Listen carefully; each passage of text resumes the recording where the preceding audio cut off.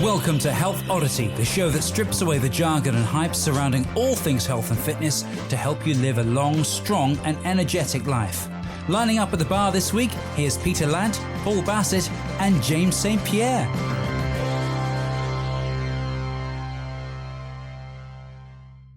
Hello and welcome to the Health Oddity podcast. We've just talked about this and I've forgotten. It's episode 94, I think, isn't it? It is. It is. Yeah. 94. Yeah. James is the episode. James is the episode counter. Episode 94. Before we get started, we like to do this at the beginning these days, just to remind you. Please like us, share us, leave a comment, a review if you can. If you're listening on a platform where you can leave reviews. The more we get this out there, the more people will see it, will hear it, and the more people will benefit from the amazing guests we have on and how they look at training, lifestyle, and health and fitness, basically.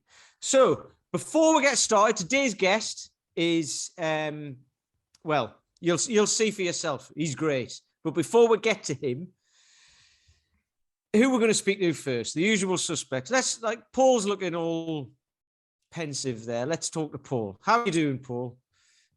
I'm okay. I'm just, I think we were saying earlier before we came on air, I've had a bit of a kind of tunnel vision over the last few weeks. So I've been a bit quiet in terms of the communication front with you guys, haven't I? So you have. I'm back. It's good to see you still here. I am still here. I'm still alive. So I mean, James had his 2 weeks out or 10 days out from phones and technology. I just had 10 days out trying to, stare at a wall and try not to hit my head into it, kind of thing. But I didn't. I've still got my forehead. Fair enough. That's good. Yeah. Okay, that's clear. Thanks for that. It's clear. I think I've cleared it all up. I think everyone was worrying what was happening. But, right then. Certain. Well, it's good. It's good to see you here, mate. Yeah. Right then, James. How about you? How are you doing? Yeah, I'm very good, thank you. Yeah, everything's going well. I started a new training program or new training phase this week from Paul McElroy, which is good. I'm enjoying that. Just signed up for the SFL in November. So we've got 5 people from Unique Results going to that. We got myself, Nikki, Alex, Emma and Lauren all going to the SFL, which is great. And I've just ordered myself an ice tub for the garden. So everything's good. You didn't just get a fridge then, like Dave Whitley. You didn't just get a fridge and fill it full of ice. Chest freezer. No, but I did see something funny the other day on one of these Wim Hof pages where it was a photo of one of these big old chest freezers, and it said, when you go into a shop and you have to ask, will this freezer fit a body? The look that you get when you get. So you've now got a hot tub and an ice bath. Yes, and you're going to put them next to each other. Yeah. So I'm going to go next to each other, but that won't be coming for about 6 weeks. But hopefully, I was speaking to the guy who runs the company, and they've got some really good people they work with. And there's a guy who's working currently with I think it's McLaren with an F1 team on the kind of cold stuff and things. So potentially a guest for the future. So had some like we were saying, you're probably going to have to put your prices up at Unique Results, aren't you, to pay for your electricity bill?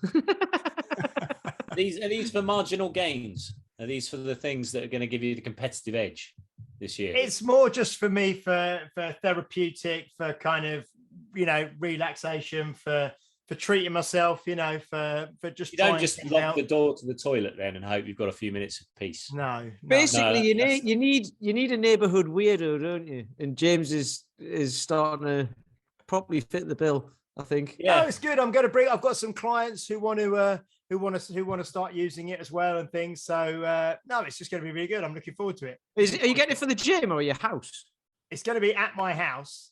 But it's going to be. You're going to invite people around for a cold tub party. Well, cold tub, hot tub. It's the new thing. Is that part of the membership? Well, if people want to try it, they can do. Yeah. So it's going to be. It's good. Yeah, it's going to be really, really good. drinks, I can imagine. Yeah, I'm excited. You're quite the host.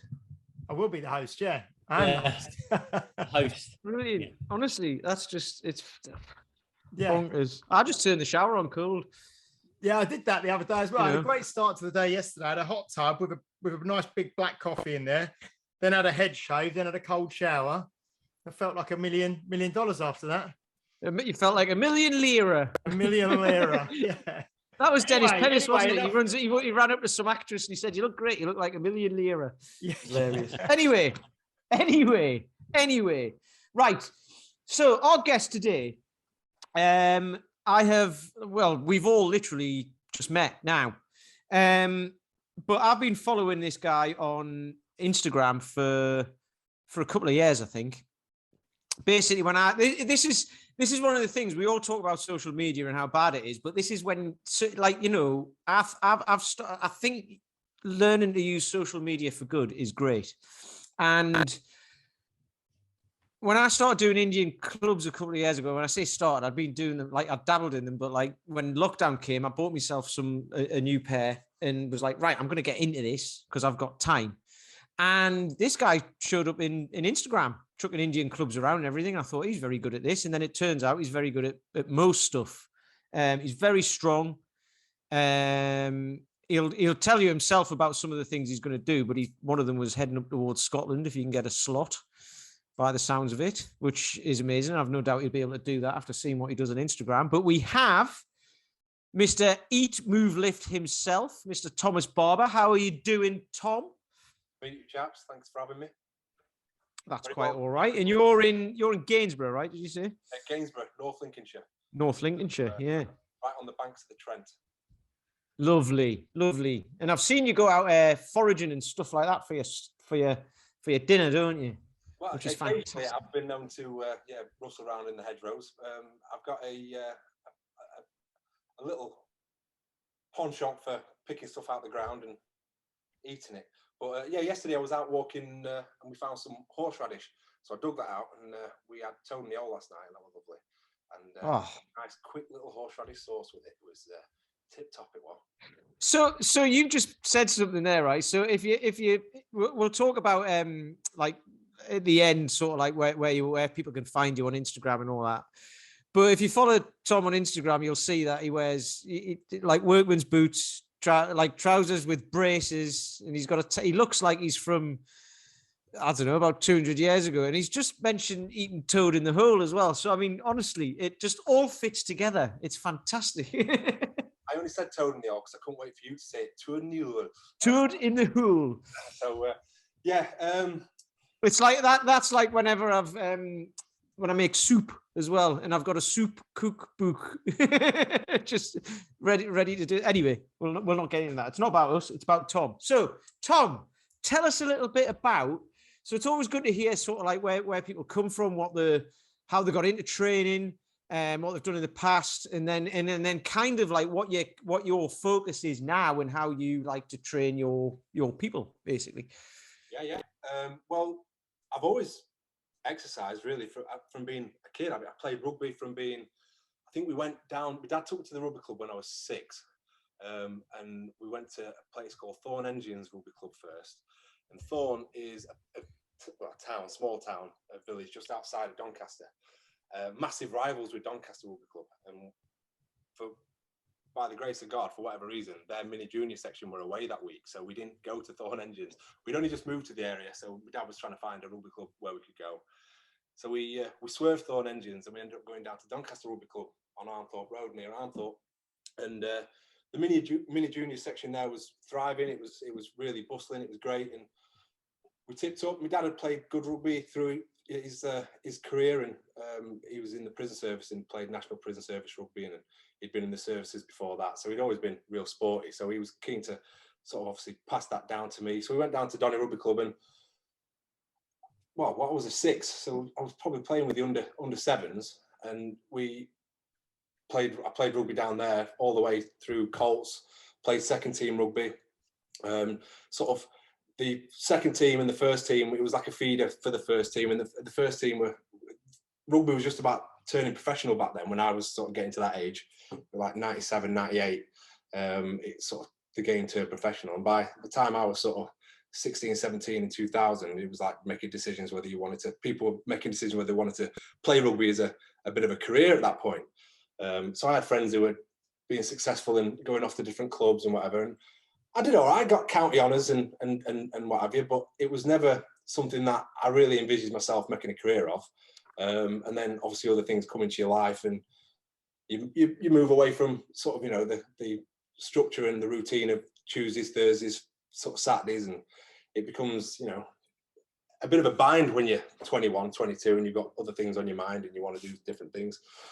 But all the way through from being like 7, my dad coached me. He became my coach. So there was a couple of coaches down there, and that can be a bit of a bind as well, having your father as your coach. It can, you know, obviously the people will always say there's nepotism if you get picked.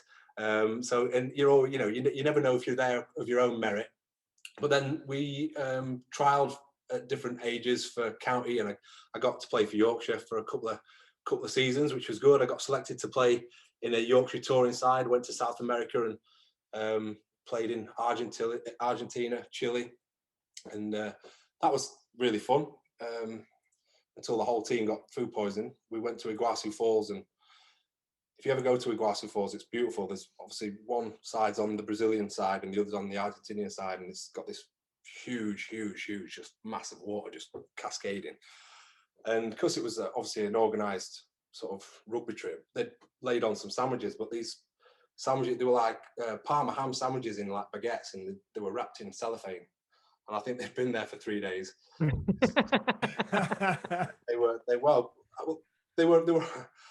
They tasted all right at the time, but then within sort of 24 hours, the whole team, bar 3 who didn't have them, came down with food poisoning. It was that awful. We nearly got quarantined. It was terrible. On the flight between Brazil and Argentina, there was pandemonium on the airplane. It was just, that's the last thing you want on a plane, isn't it? Let's. Of course, greedy get me. I had 2, didn't I? So I had it twice as bad, it seemed. Excellent. In fact, you were talking about hot tubs. We were in the hotel. Maybe I'm going a bit too much, but it was we were in the hotel hot tub recovering afterwards. And you know, when you're in a hot tub, you think, I'll just chance her. I shouldn't have chanced her. And so that was fun. We were, like I say, we went across there, and when you're playing in white, as Yorkshire playing white, and you're in a foreign country in South America, not massively known for their sort of rugby, massively known for the rugby prowess, especially in Chile. They thought they were playing England, so they just threw everything at us. You know, we were an under-19s touring side, and there were kids who were much older than 19 playing against us. So I played rugby, and as playing rugby, we were trained hard. And my dad, being in the prison service, he actually used to take us into the prison on Tuesdays. We used to go do fitness training at the prison, so all the inmates, the cons, would be locked up for the night, put back on the wings, and then he'd walk up to the gate, he'd let us in, we'd go through the gatehouse and sort of, you know, he'd sign us all in, count us in, walk us down, unlocking all the gates as you go, straight down to the gym there. And the gym facilities at the prison where we used to go in were just absolute the bollocks. They were just incredible. I mean, you see, obviously, prison gyms, and there's a lot of heavy steel and all these different, you know, machines and whatever, and you're an 11-year-old kid thinking, this is just incredible. Wow. We do sort of circuit training and strength training from being sort of, you know, 11, 12, and it was like regimented. It was just part of what we did. We never thought any different. And then we'd probably do like 45 minutes of, you know, strength-based cardio stuff, and then we'd go and play 5-a-side, or we'd play basketball, and it'd just be part of the training that we did. So I've got my dad to thank really for introducing me to weightlifting, being a PEI in the prison service. Yeah, he did us a great service. He used to take us all over, and we used to be very active as kids, and we used to go doing, you know, abseiling and walking and doing all the kind of things you'd want to do with your dad. And then him being my coach as well, and instilling that discipline of training throughout me, you know, sort of junior rugby career, kind of stayed with me really. So I'd say that's how I got into it. And then I never did PE GCSE at school. I was always into kind of the Amdram stuff, and I picked what was called EPA in my day, Expressive and Performing Arts. So I did that and got a decent GCSE in that. But then when I got to A level, it was like, right, well, what do you want to do with your life? I didn't really know what I wanted to do with it, as you know, I was one of them typical, just didn't know what I wanted to do. So I studied English, I studied business studies, and I did A-level PE. And then obviously having trained all the time, it was now starting to learn the anatomy and physiology that went behind it. And it was there after I qualified, got me A-levels, I went and qualified as a level 2 gym instructor.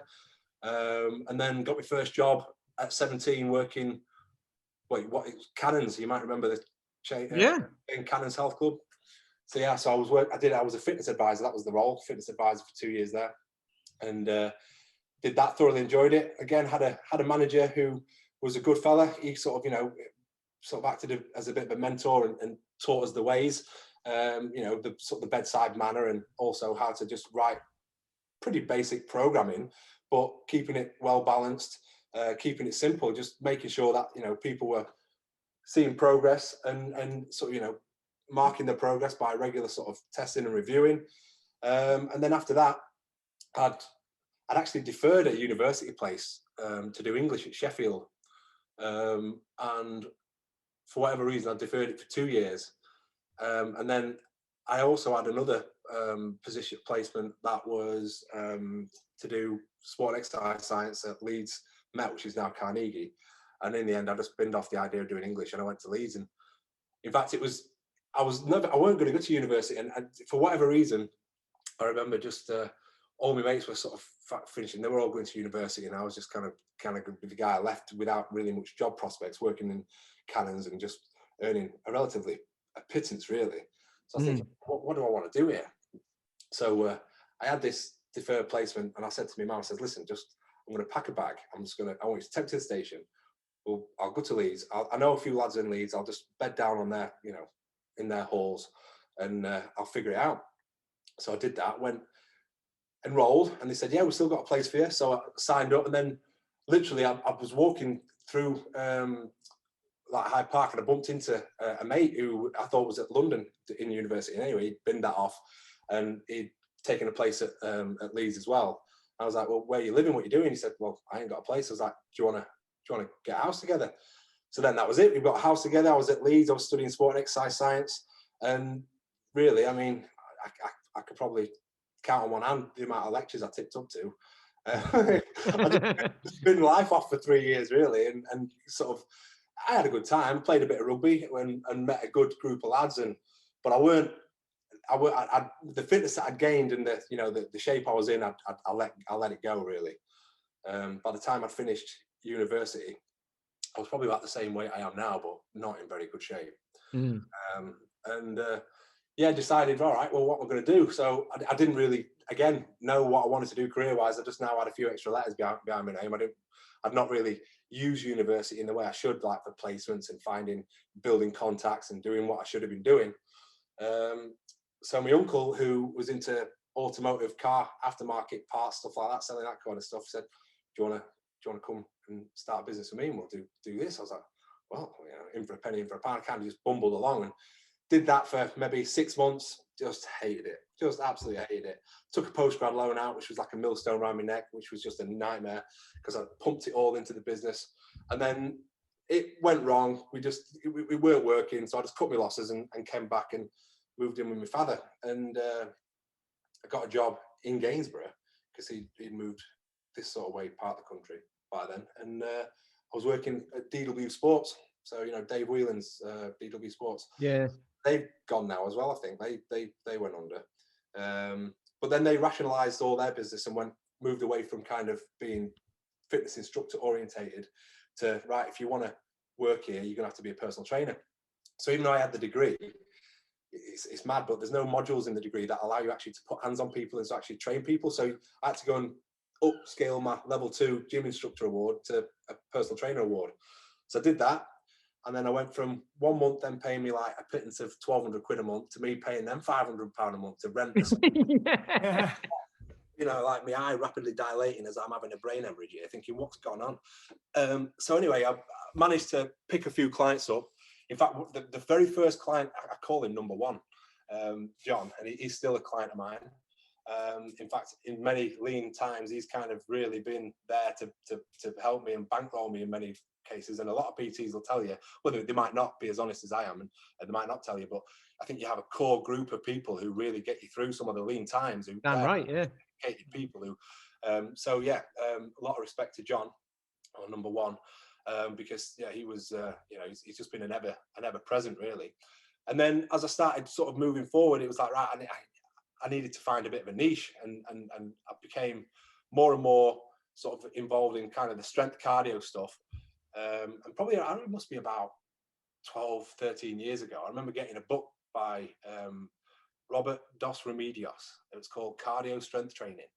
And I read this and it was like, wow, this is like a bit like the old school circuits that we used to do with, like, resistance based, sort of, proper weightlifting movements with body weight movements. And it was like, well, I used to love this sort of stuff. I'm going to get stuck into that.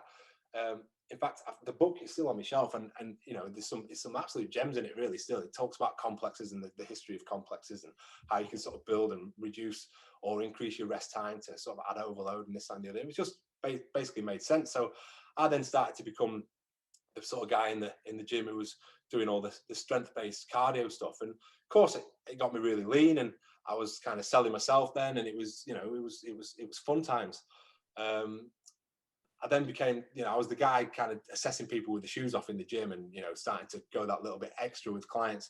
And the corporate world didn't like that. They don't like you to take client shoes off in the gym. Just heaven forbid you might drop something on a toe. It's like, not that your average trainer is going to make, like, as in your shoe trainer is going to make a lot of difference if you drop a dumbbell on your foot, is it? What, a tea towel on your feet? I mean, it's you don't get your clients to train in army boots then, Peter. So the hobnail boots, they kind of came. They came later as part of my image. Just to again, the further up the mountain I went, the further I sort of got to the point of my niche. I just kind of slipped into that as a bit of an image thing that went along with the Instagram. The braces and the jeans were just a bit of a throwback to kind of the original times of when people might have been throwing Indian clubs around. Like the 19th century. Not that you didn't have any common workers probably using Indian clubs back in those days. It was more of a sort of a middle class, upper class kind of thing that might have been done in parlors and gymnasia of the day. But so when I moved away from DW and got myself my own studio.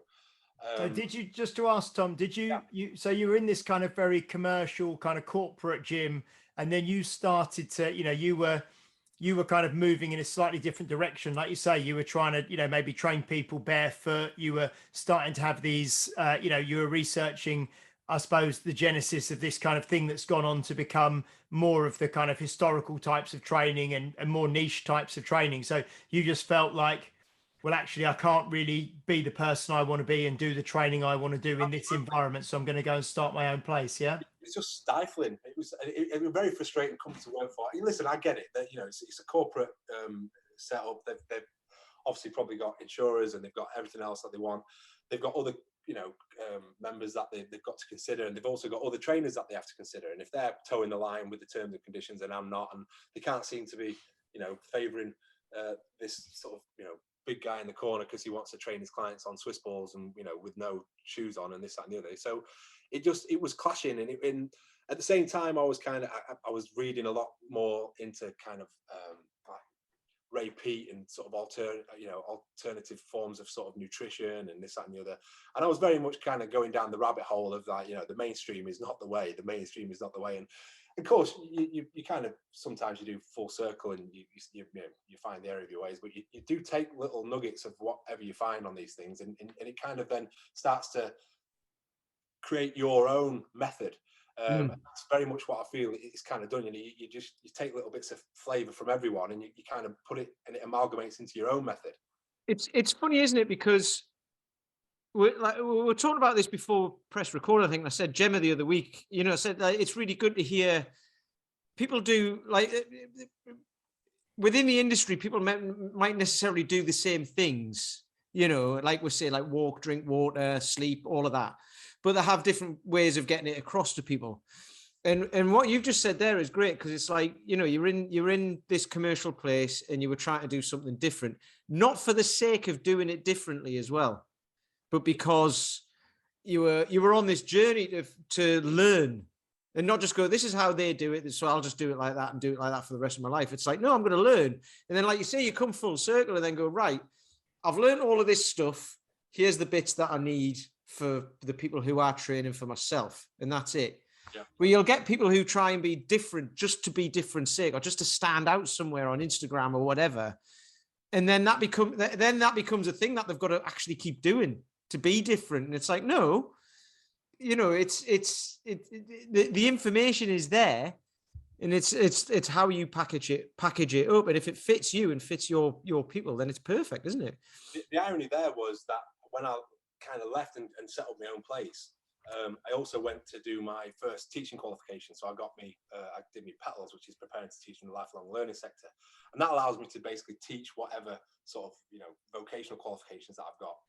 So I was able to then teach level 2 gym instructor award and level 3 personal trainer award to students, obviously, you know, whether that be on a freelance basis or what have you. So I got picked up some work for a company called Focus Training, and basically started going all over the country teaching people. And as I say, the irony was I'd gone away from the kind of the mainstream way of doing things, and then I put myself back in the mainstream way of doing things, because when you're basically under certain frameworks, you know, teaching frameworks, you've got to do it as it's set in the framework. Yeah. So it has to all be evidence-based to the best of what we know. And so you were going, it all became quite basic again, especially when it got to that kind of the nutrition side of things. You know, you were working on with the Eat Well plate, and you were working, you know, with basic macros, which all makes sense. But there's a little bit more nuance to it the further down the rabbit hole you go. And of course, you know, when we're trying to keep it simple for people at level 3, it was a case of having to sort of, you know, jump back on the mainstream a little bit. But again, there's lots of good information in the mainstream. It's just the further you go down the rabbit hole, the further you see that there's a lot more nuance to all these different things. And there's, you know, there's many ways to kind of skin a cat, if you like. So then I did my assessor's award, and I've been working as a tutor and assessor doing level 2, level 3 gym and PT awards, and also massage therapy. So I've got a massage company as well, so a sports massage therapy company, and I teach people how to do that. So yeah, when Focus went under beginning of this year, actually, it kind of pulled the rug a little bit. So I've been picking up a little bit of freelance work with other companies, and in response to Focus going under, me and a colleague who also worked for Focus, we set up our own company. So we've now got our own training provider called Advanced Fitness Careers. So we've kind of moved that way, and sort of jumped in with both feet, and we've got his own company. In fact, we're up at Liverpool at the Fit Expo on the 3rd of July. So there's a Fit Expo up there. So we're going to proper launch up in Liverpool, which is going to be good fun. So if anyone's up in Liverpool, do come and say hello. I don't think I've ever been to an expo.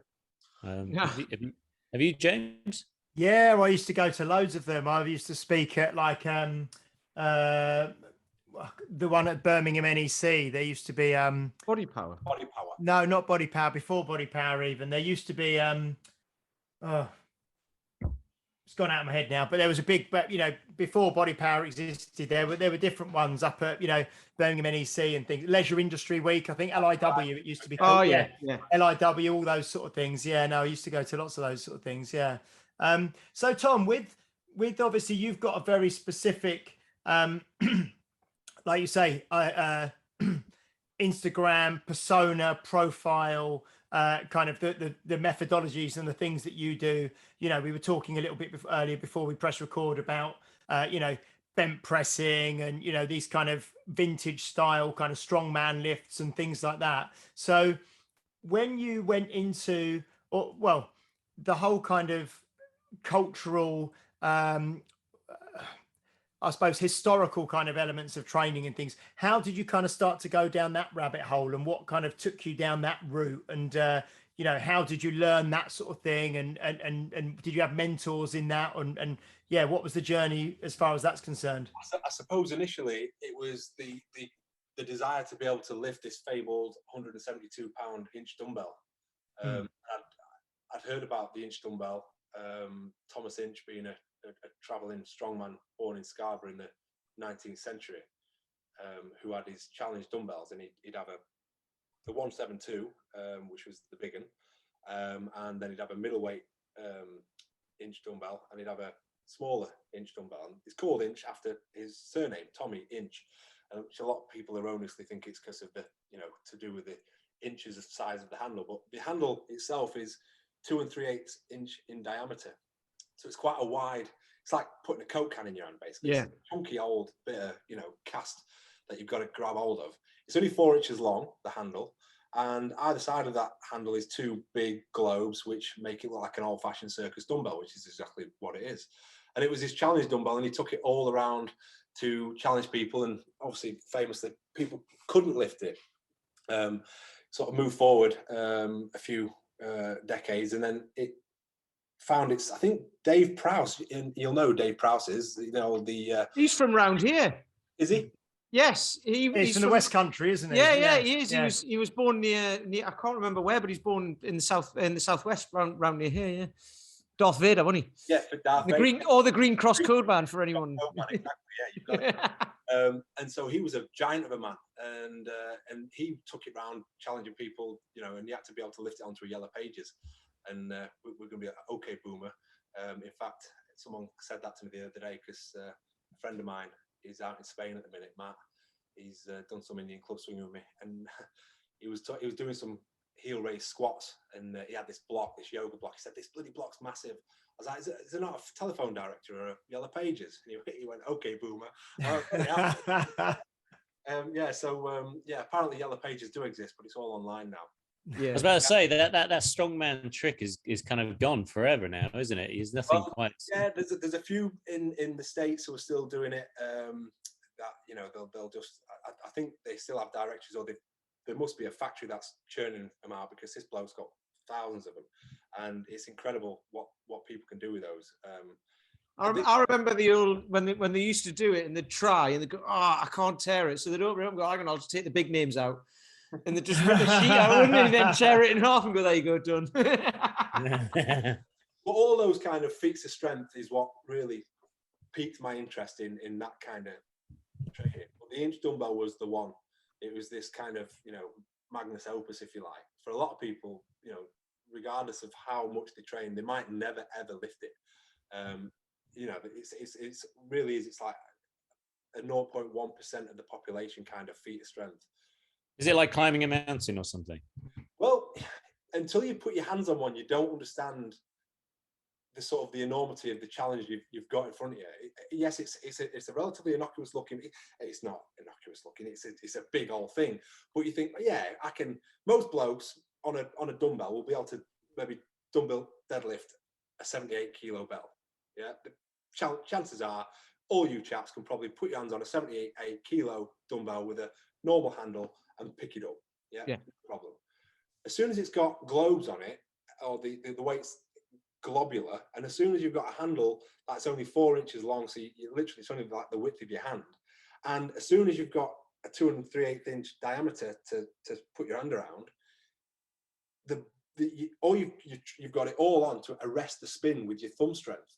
So if you haven't got thumb strength and the squeeze strength, you're not going to pick this dumbbell up. I've got a few replica type ones, like lighter ones, because they're just for a bit of fun and chuck around in the park with the guys. But I've got a 20 kilo one, a 31, and a 42, and I can pick up the 20 and the 31, but the 42 I can't.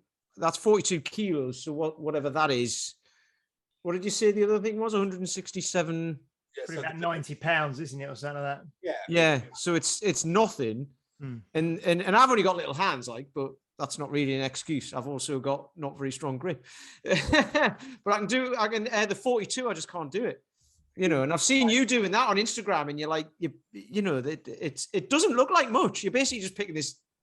It doesn't even look that big, does it? You're just picking it up off the floor and putting it down. It's like, well, okay. It's like, yeah, but if you're trying to do it with your hand pretty much open, it's really hard. When you think, there's levels to everything, right? I mean, there's the old thing, there's levels to this shit.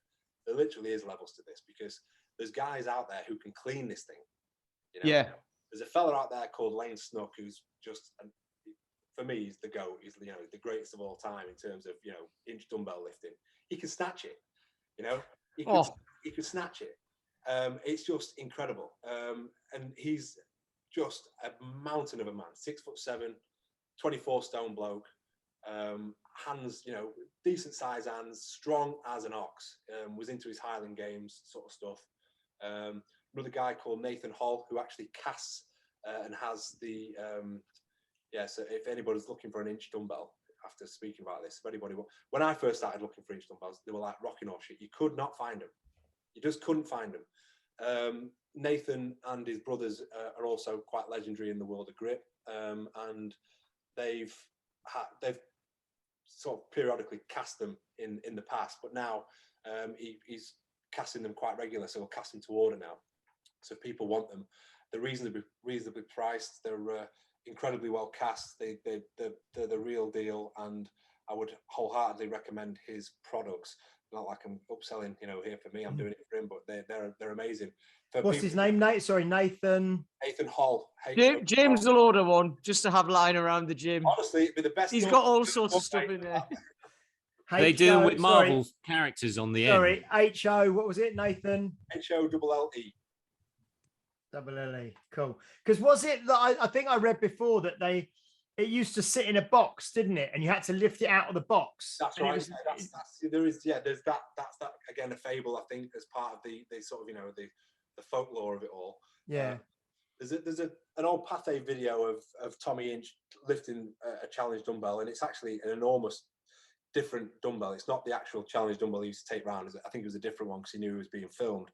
But there was a lot of controversy whether he could actually lift it or not.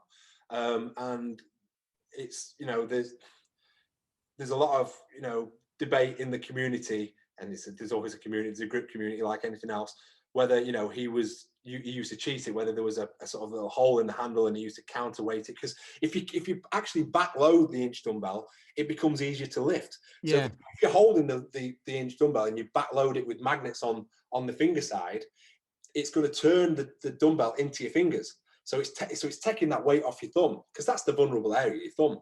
So as soon as you start to backload it, you can actually, so it's called paradoxical loading.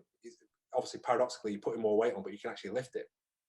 So now, in this day and age, you never know, in a couple of years' time, because of everyone using their phones, they'll have strong thumbs, right? What is it about? Apart from us old folk who still use our index finger to type on the phone. But the kids, man, the kids will have strong thumbs, I'm telling you. What is it about these things that fascinates you? Why is that an area that you've been so attracted to?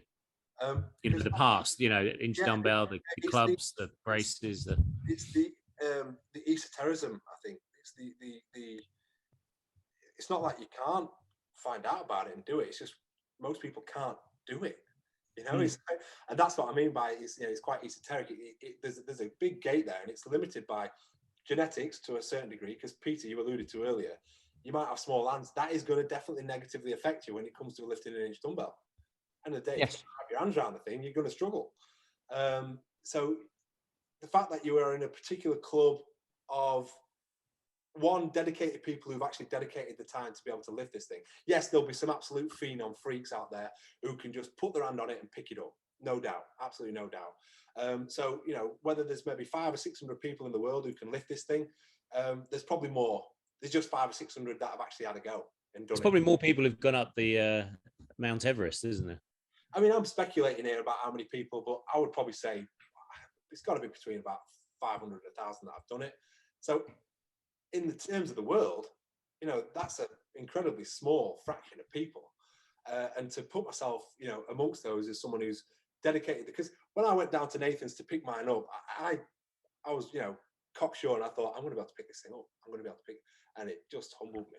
And I was like, really, like a proper damp squid. But luckily, he had a pair of 20K plates as well, and that's another quite well-recognised feat of strength. And I'd not done that before. And he said, look, should we do some plate pinching? I said, yeah, all right. So and I pinch them straight away. So that kind of Is that where you pick them up with the hub in the middle? So that's hub lifting. So yeah, so that hub lifting is again another skill in itself because it's a different form of grip. Yeah. A plate pinching is where you get two plates together and you obviously pinch them at the top and then you've got to pick them up. Oh, right. When you said 20, I was like, I can pick up a 20. That's steady. But two at this. Right, got you. Two race with anything. You've got to squeeze them together. That's before they started making the plates with the handles on, isn't it? Yeah. Yeah. Are they flat plates? Or do they have a? They don't have a. No, they don't have a lip. They're totally Oh, flat right, if you okay. put them that side. Yeah. So that, yeah. Oh, that's yeah. Yeah, I've got some of those. Yeah. So, what was I going to ask? I wonder how someone like like Tom Stoltman or something like this, the kind of strong men of nowadays, because they're massive guys. Like Tom Stoltman's probably like, is he 6'8", 6'9", and probably he'd probably be able to. I mean, yeah, it'd be interesting to see how. And then those guys obviously going to have massive hands as well, aren't they? Yeah, I know that it's pulled quite a few strong men's pants down. When they've had to, been maybe put on the spot to be able to lift it. I know Paul even struggled the first time, but he has lifted it. So, kudos to that. But there are probably one of the best grips in strongman is Brian Shaw. He's got an incredible collection of strongman implements and he's pretty much any feat you can think, he's probably done it. In fact, he lapped 2-inch dumbbells, got up to chest and did, dumbbell sort of chest press for reps. Wow. There's a guy 180 kilos or something. Just phenomenal. Yeah, on them handles as well. And to lap them yourself and to get them up to chest on you with it, unaided, it's just phenomenal. It's just phenomenal. But there's British guys doing very similar. A guy called Sam, I think he's based up in the northeast, and he's doing similar sort of feats. As I say, Nathan is legendary for his inch dumbbell work, his plate pinching. He's plate pinched, 225s, which is just phenomenal. His gripper work, you'll have heard of the Captains of Crush grippers. I was just going to ask about that because I've got loads of that. What? So that's something that people can, they've clearly got numbers, and you can. So in terms of like closing a Captains of Crush, what does your grip enable you to shut? So I've done well. I've nearly closed a 3.5, so I'm about a millimeter away. Yeah, so that's on. I've got that on Instagram somewhere. You can find that. I saw that. That was quite recently, wasn't it? So close. I think I put maybe as a bit of a throwback Thursday, maybe not so long back. But if not, you might have to go back a couple of years. But when I first got them, I shot a number 2 the first time I ever put it in my hand, and I didn't really know how to shot. As I always thought I'm going to be all right at this. I'm going to be, and then when you learn how to set a gripper, that is just game changer. Because I was just going to actually ask Tom, because we've got them at the gym, and I've got and there's a guy called Dave, and there's a few other members who use them, and yeah, I know there's definite technique, isn't there, if you get it set properly. But I always just I can shut the 1.5 and I go for the 2, and it just feels like you kind of run out of squeeze when it gets close. Yeah. So I can get better than parallel, but it's just like that amount of pressure to shut that there is, what's your tips? Fingers. So maximizing the leverage of your fingers. So if you think where your little finger ends, when you put the sort of, go back a little bit on the gripper for one, as the spring is rolled onto a gripper or it's created, you'll have one side that's straight and you have a side that's called the dog leg, and it looks like that's the straight side. And that's the dog leg. This is perfect for a podcast, this, Peter. Yeah, well, it's all right. Go on YouTube. If you're just listening, this isn't very helpful, and we are getting a bit geeky now with this gripper, but I don't care because I'm interested. Sorry. Okay. So the dog leg side you want to put into the middle, toward the middle of your hand. Okay.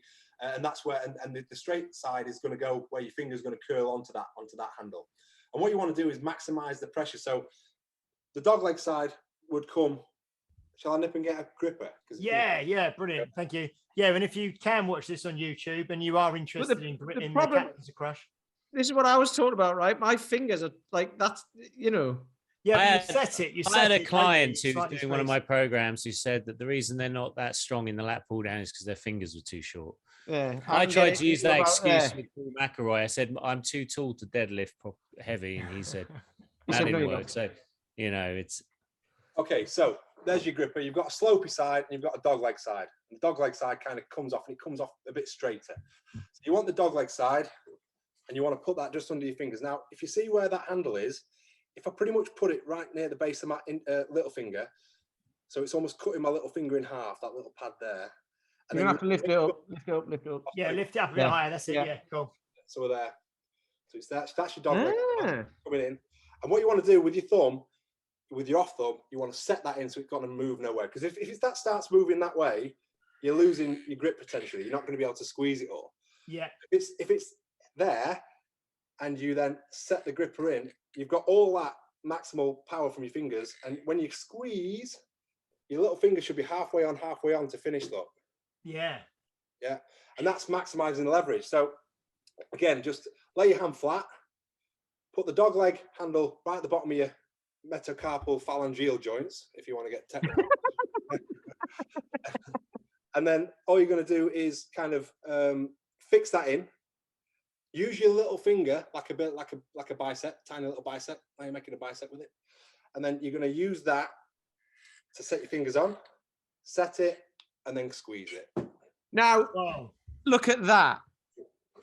And yeah, exactly. So you can see that's where my issue lies. Yeah, but you're allowed to set it. You can set it to within the width of a credit card, can't you, or something? You can either do a credit card set, which is where you have to pass a credit card between the inside of the two handles, or you can do what's called a deep set or a parallel set.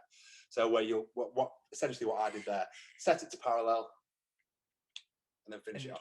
Yeah, I've got a long way to go to get that though, because as soon as I do that, it goes to there. Yeah. What are you holding? What number's that though, Pete? That's a 1. Oh, okay. This is a Wimps one.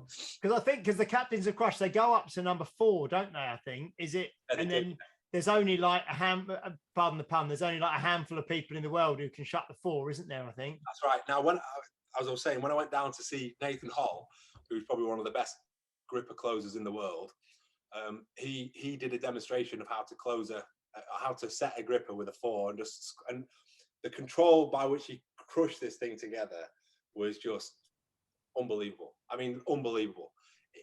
It's like watching a hydraulic piston closing this thing. It was just controlled, steady, just crushed it, and it was just phenomenal to be able to see that.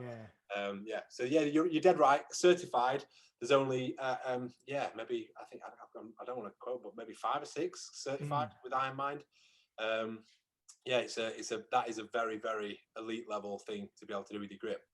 I think Brian Shaw might be one of them, actually. I think Brian. I think he is. Yeah. Yeah. I know. I've seen videos of Magnus Samuelsson. You know, the old sort of strongman. He had he was an incredible arm wrestler as well. Yeah. He had a monster grip. So on the flip side of this, getting onto Indian clubs, right? The last thing you want to be doing is crush gripping one of those, right?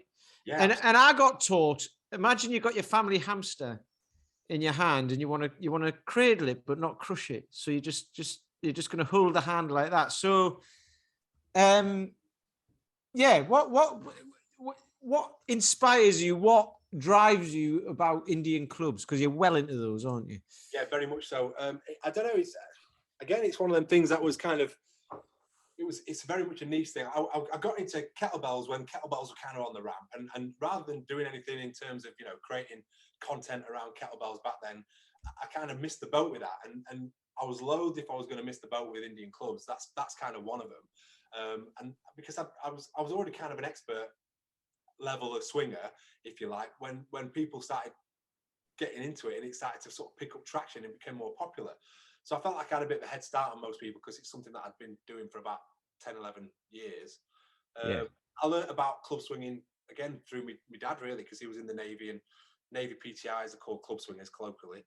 They have the cross clubs insignia, and they used them, or the military adopted them from, obviously, they were adopted during the occupation of the Raj, and when the British sort of officers saw Indian men swinging big heavy clubs, they adopted smaller style clubs for the infantrymen and to improve the posture and the prowess in battle, I suppose. Then obviously they were adopted into sort of more mainstream popular culture in sort of England during the the 19th century. They were adopted by a guy called Simon Keogh, who discovered them on his travels and took them back to America. And then the popularity kind of waned when, you know, more traditional gym sort of exercises we know it nowadays kind of took over in the mid 20th century. There were pockets of people around the world still doing them, and there was a guy in Sheffield called Mike Simpson who was swinging clubs, and I tried to go and do a course with him, but for whatever reason our diaries just weren't marrying up, and it never happened. And I was just busy away sort of practicing, and there were a few other people around the world kind of doing it as well. And really I kind of taught myself. I looked at a lot of the old manuals, because there were, you know, plenty of books written about it in the 19th century. And whilst it is quite difficult to decipher, they are very helpful if you can be patient enough to, you know. When you say quite difficult, the language used in these things is hilarious, isn't it? Well, it is. The drawings is, it's all about circles, and there's just circles everywhere around this person. They go, you just do that. You have to be patient. You have to kind of, you know, unravel it and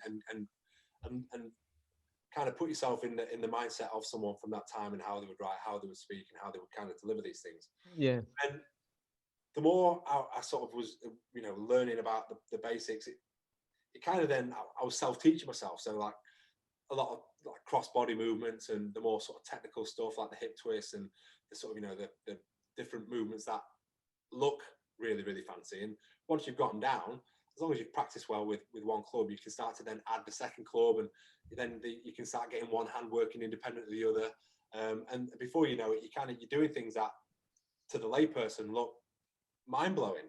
But you know, it's just that natural progression, just as anything. It's one of those things that if you're passionate about something and you're dedicated and you practice, you kind of become an expert. And so having kind of gone down that route and become an expert, I wasn't going to miss the boat in terms of, right, I can be somewhat of an authority on this. And so I wrote a manual on it, and 26,000 words later, it's kind of the manual's in the can, as it were. And it's, you know, just having its final edit, and it's ready to kind of go live on Sunday when I start my Indian Clubs course. Ooh, right. I've seen that you're doing a course, but I didn't know there was a manual to come with it as well. That's great. Yeah, it's a course that's been a long time in the making, really. It was a lockdown baby, if you like, because you know, at the time I was like, oh, well, this could be difficult, not earning much with the pandemic. How can I earn some money? So started to move the online stuff, and with it being such a niche, if you're good at and you've got a niche, then you're going to be all right. I think it's one of them, in it.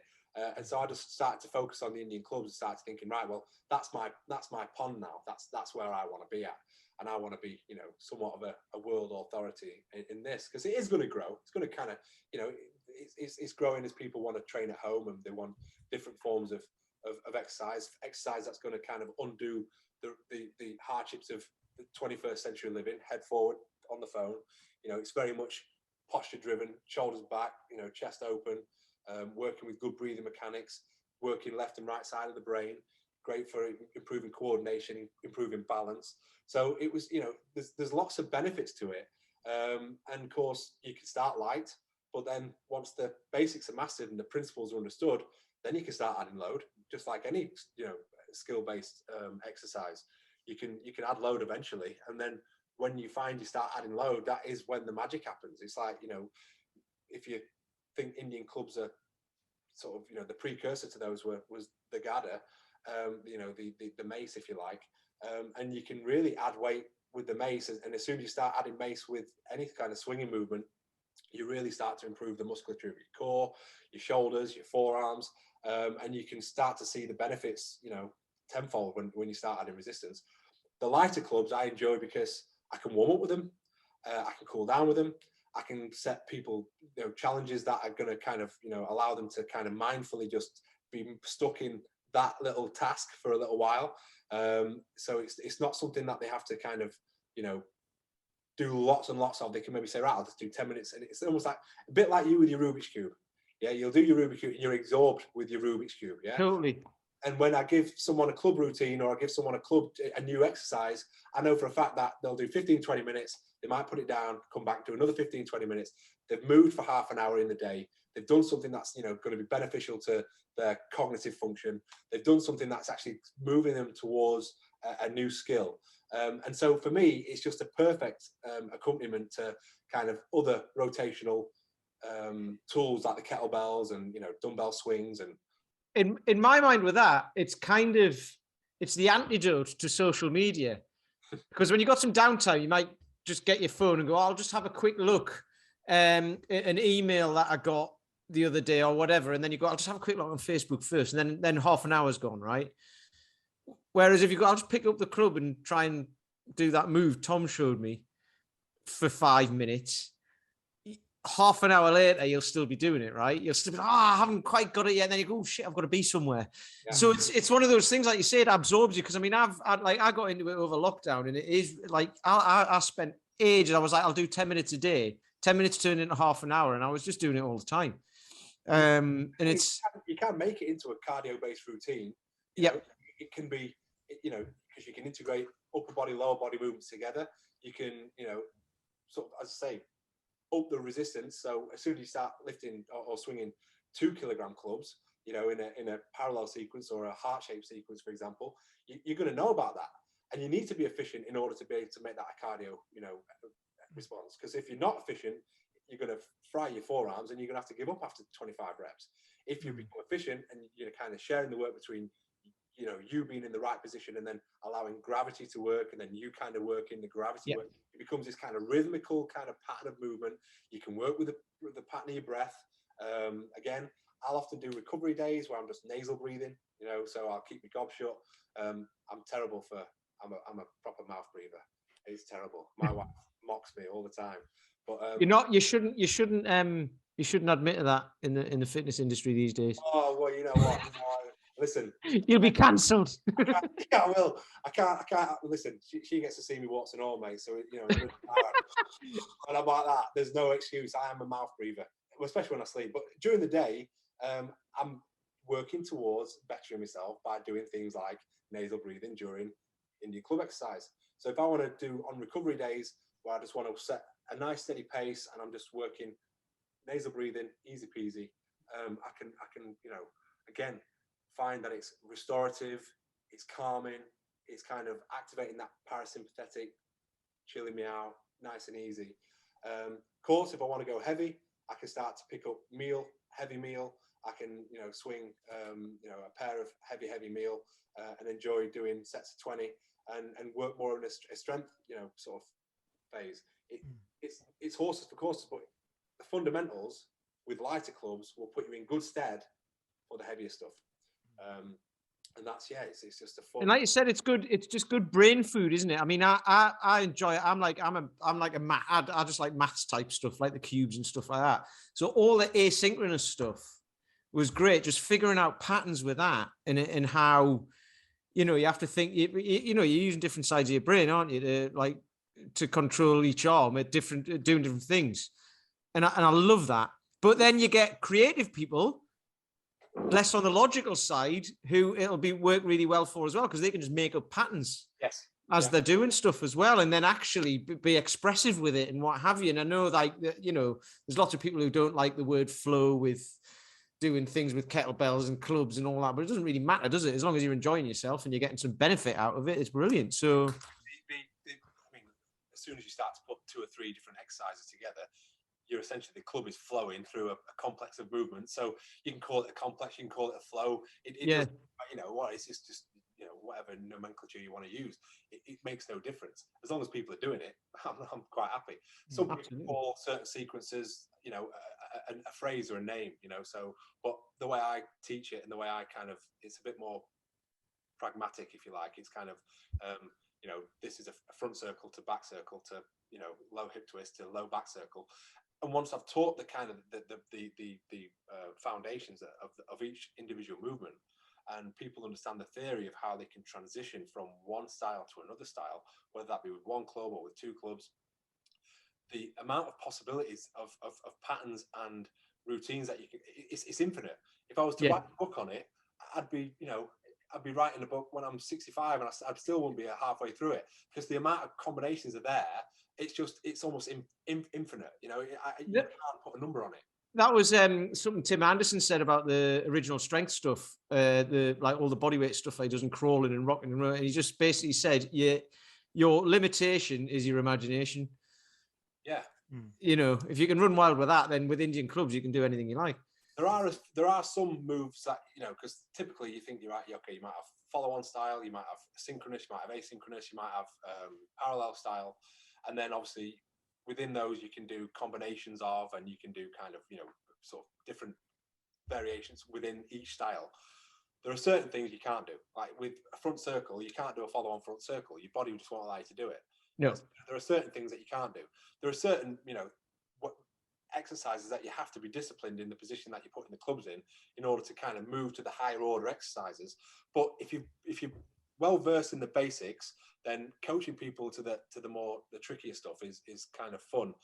And when, you know, the possibilities literally are endless. There's so, like I say, it stops with your imagination, really. That's one of the things, like circling all the way back to the start again about using social media for good. I mean, you've been putting out. I haven't done any of them yet because I haven't had time.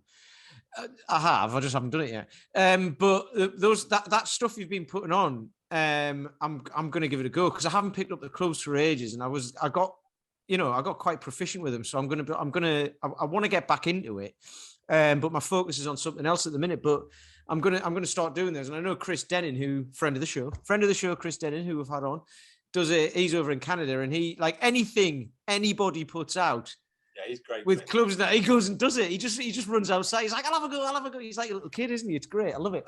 But yeah, that stuff you've been putting out, and that's what's really good about it. You follow anybody who does anything proficiently with Indian clubs, and you learn a new pattern or something because everybody does something. There's expression in it, isn't there? Yeah. With everybody. Yeah, that's it. And there, you know, there's no right or wrong. There's optimal and non-optimal, I always say. There's many ways to get to the same, you know, end point, many ways to coach something, many ways to kind of demonstrate something.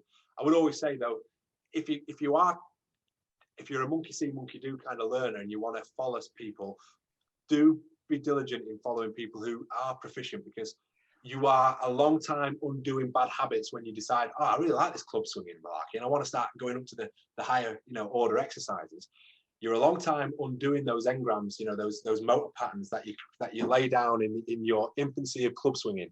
If you pick up bad habits early because you've watched it poorly, or, you know, you've watched a poor demonstration, it can be so difficult to undo that. So yeah, so look at people who are proficient, and because that's what when I was doing kettlebell sport, I used to just watch the best Russian lifters in the world and try and copy them, you know, to the best ability. And I was like, you know, I didn't have a coach, I just had eyes, but I thought, if I'm going to copy the people, I want to copy the best, you know. Well, that's what Dave Keown said when he came on. When he got into that, he just messaged them all. Yeah. He just messaged everybody, and like 2 people got back to him, but helped him out loads. So he was like, well, that's as simple as that. Again, using social media for good. Tom, can I ask your Eat Move Lift? Where did you? I know you've got that. It's a great T-shirt. I'll have to find out where you must be selling them somewhere, I'd imagine. We take all major forms of payment, credit card. But where that kind of the name that you obviously have for Instagram, and I take it that's probably like, you know, embodies your philosophy and things, the Eat Move Lift. When did you kind of come up with that, and how did you settle on that? And then also the logo that you kind of use looks like a kind of Indian inspired logo as well. Just sort of explain that for us if you can. So it's essentially a hierarchy of importance. That's the philosophy behind it. You know, if you eat right, you afford yourself the right to kind of move well, and if you're moving well, you afford yourself the right to then start lifting. If any of those are not in place and you just start lifting, you're probably going to do yourself a mischief. And if you're, you know, moving towards goals, whether it be aesthetic, if you're not eating and moving right, you're probably not going to achieve your aesthetic lifting goals. So it's kind of higher. It's a hierarchy of importance in terms of how I see it. Now, listen, I don't go down the route of recommending diets. I've you know, as a tutor and assessor, I'm bound by certain teaching frameworks, and we know where we have to, if you want to be a dietitian, you go off and become a dietitian. You spend 4 years at university doing that, and you get, letters after your name, and that affords you the right to prescribe people diets. So, but what I do is I enjoy eating food, and I like to share, some of my creations, albeit on the stories, whatever. I do eat well, and I enjoy cooking. So it kind of still lives there as part of the ethos. But when it comes to diet, really, for most people, it's keep it simple, stupid. Just make sure it's calories in, calories out for the main part. Move a little bit more. Make sure you're doing your neat work, your non-exercise. We spoke about that exact thing last week. Good. Yeah. And it is just keep it simple when it comes to when you're looking at weight loss. It's just make sure you're not over consuming. I'm terrible for not drinking enough water. I'm a git for not drinking, for probably hydrating as well as I should. But drink plenty of water. Move slowly and often, and lift heavy. So you're a mouth breather who doesn't drink enough water. You'll be telling us you don't do cold showers next. Are you're a fraud? Stop where you are. I do cold showers. That's what I do. Oh, that's all right then. You've redeemed yourself. Yeah. And listen, I've got to have something to work on, right? So so in terms of drinking water, I am doing. Listen, I'm doing better. There's bottles of water everywhere, so I am doing better. I drink plenty of tea. I've got one of these. It just never leaves my side. It's great. Yeah. Anyway, it's very dented as well because I keep dropping it. But anyway, that's my lack of grip. I'm gonna have to work on with me gripper more. I need to expand my hands. How do I expand? No. Anyway, we're gonna have to end there. I think it's about time to wind down, isn't it? So that's been great, Tom. It's been really good to meet you actually and have a chat. Right. And have another Northerner on as well, which is always good. So if people want to find you, where's the best place? So eatmovelift.com if they want to see the kind of things that I sell and what I offer. The Indian Club, the first cohort of students start on Sunday. It's still open. There's still places if people want to book. I know this will be past the 12th by the time this is released, but there will be more dates starting in the future. The Instagram handle is @eatmovelift, and I think I'm @eatmovelift on Facebook as well. So it keeps it simple. Keeping it simple, absolutely. So, James, sorry, I'm just writing all this down. James, have you got any closing? No, just that I've been following Tom as well for a while, and yeah, it's really good to talk to you. And I think that the section there we talked about. I mean, I love the history anyway. I mean, one person we need to get on still is Brooks Kubik from Dinosaur Training, who I really like. Brooks and talking about the inch dumbbell and the captains of Crush and the techniques for that was really right up my street. I love that. I found it so interesting. And and it's just lovely to hear, your journey from, the kind of the standard kind of level 2, level 3 corporate, setups, and then, finding your path and then finding your own niche and finding eventually something that you love and that you can be passionate about and that you're a true expert in, which is great. And I'll definitely check out, because I've done some of the Indian club stuff before in Mace, but I haven't used the Indian clubs as much as I used to, and never did it to obviously the extent that sort of yourself and even Pete does. But I'll certainly check out your Indian club course as well, and get one of your t-shirts. I think that's a great t-shirt, really good. I'm going to get one as well, actually. It might not be any good for the listeners because the offer ends on the 12th, but for you guys, if you are interested in learning how to do the Indian clubs with my method, if you put intro 50 at the checkout, you get 50% off this first cohort. So it's about as good a deal that you're probably ever going to get from me. Brilliant. No, intro 50. Okay, cool. And yeah, because I think this will be going out on Friday the 17th, won't it? But yeah, we'll look at the next. If you let us know the next one that you're going to do as well, and we can maybe give that a bit of bit of a plug on future episodes, when it kind of comes out, the next one will be great. Yeah, no, that's great. No, so thank you. Yeah, been lovely talking to you, Tom, and I will continue to follow you and take some of the stuff that I've learned and try it ASAP on the Captains of Crush. Good. Make sure deep set. Make sure that just don't let that dog leg side start slipping backwards in your hand. Keep it fixed. Get your fingers on. Excellent. Paul, have you got anything to add to all this? It's easy to think that what we do now is the only way to do things. There's been a history of people exploring movement and exploring strength and achieving things that actually what most people can do now put most people to shame. And that there's a lot of knowledge out there that's been lost and rediscovered, and people like us really, and also Tom here rediscovering it and finding new ways to communicate it, and Tom's taking it even deeper dive than we ever have. We've kind of skimmed the surface on all of them. Well, I certainly do. I'm aware of a lot of these things and I've explored them to some degree, but never really dived as deep as Thomas here. And I think there's so much value for just our everyday client and everyday individual who wants to get back into fitness, that they can actually explore some of these things. And some of these things are actually accessible and probably more appropriate for many of our clients, things like club swinging, things like grip strength, all these things that are more important for most people's well-being.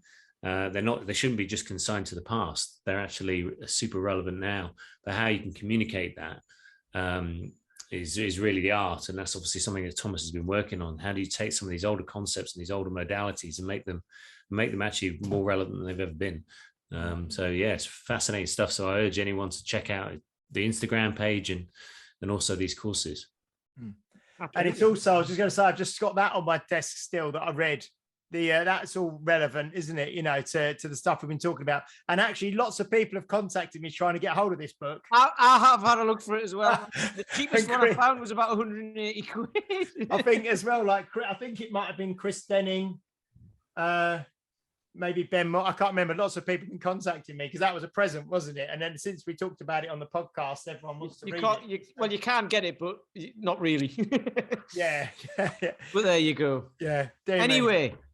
Yeah, I mean, for me, just listening to where Tom's come from, it's quite funny because you watch his stuff on Instagram, and it's like, it's like, yeah, you've been doing it for years, but you've had quite a normal path into it of just trying stuff out and doing the level 2 and level 3, and then moving on from there. And I think that's kind of like where we guys came from as well. I did a level 2 and level 3 later on in life. But I realized very quickly, I was like, that's just the beginning. Like that's so like, there's nothing wrong with it, but it's like, that's where it all begins. And then you've just got to have the passion to keep going and going and finding what you like and all of that. So for anyone starting out, on a fitness journey or adventure, as I like to call, I don't use the word journey anymore. I use fitness adventure because that's what it is, isn't it?